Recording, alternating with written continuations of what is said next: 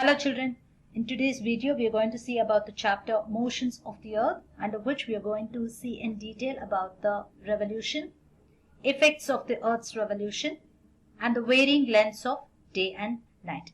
Let's move into the video. Revolution. What is meant by revolution?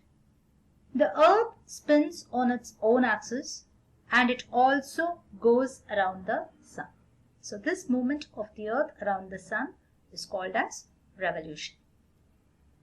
So the Earth takes about 365¼ days to complete one revolution around the Sun. And otherwise we call it as 1 year. The path that the Earth takes around the Sun is called as the orbit, and which is elliptical.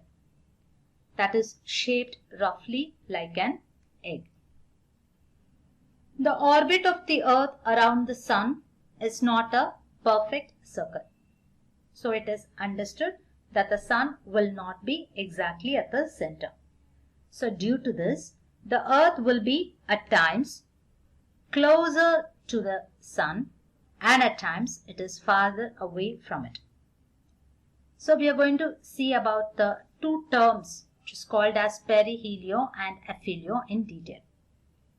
So the distance between the Earth and the Sun varies from a minimum of roughly 147 million kilometers in early January.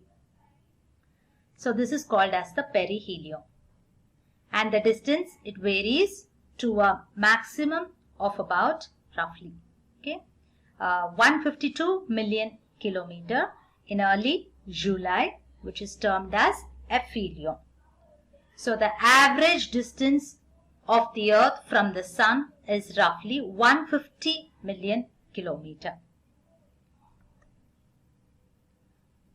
The axis of the Earth, as you have learned in the last chapter, it is tilted at an angle of 66½ degrees to the plane of the Earth's orbit around the Sun, or it is termed as ecliptic. So the plane in which the Earth goes around the Sun is called as the ecliptic.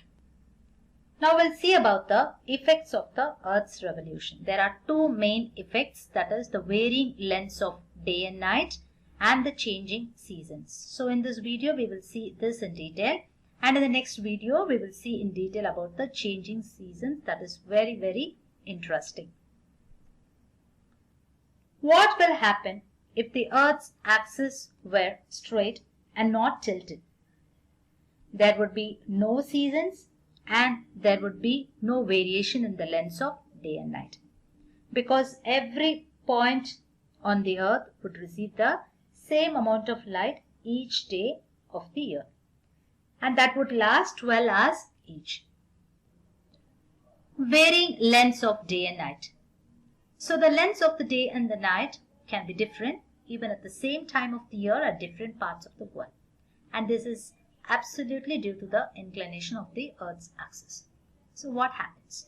The northern hemisphere faces the Sun half of the year, and the next half of the year the southern hemisphere faces the Sun. So the hemisphere which is facing the Sun gets the sunlight, and what happens? It gets longer days and shorter nights, and vice versa happens. At the equators, the day and nights are at equal length. Yes children, in today's video we saw in detail about the revolution and the effects of revolution, and as a continuation of it we will see in the next video the changing seasons. Thank you children.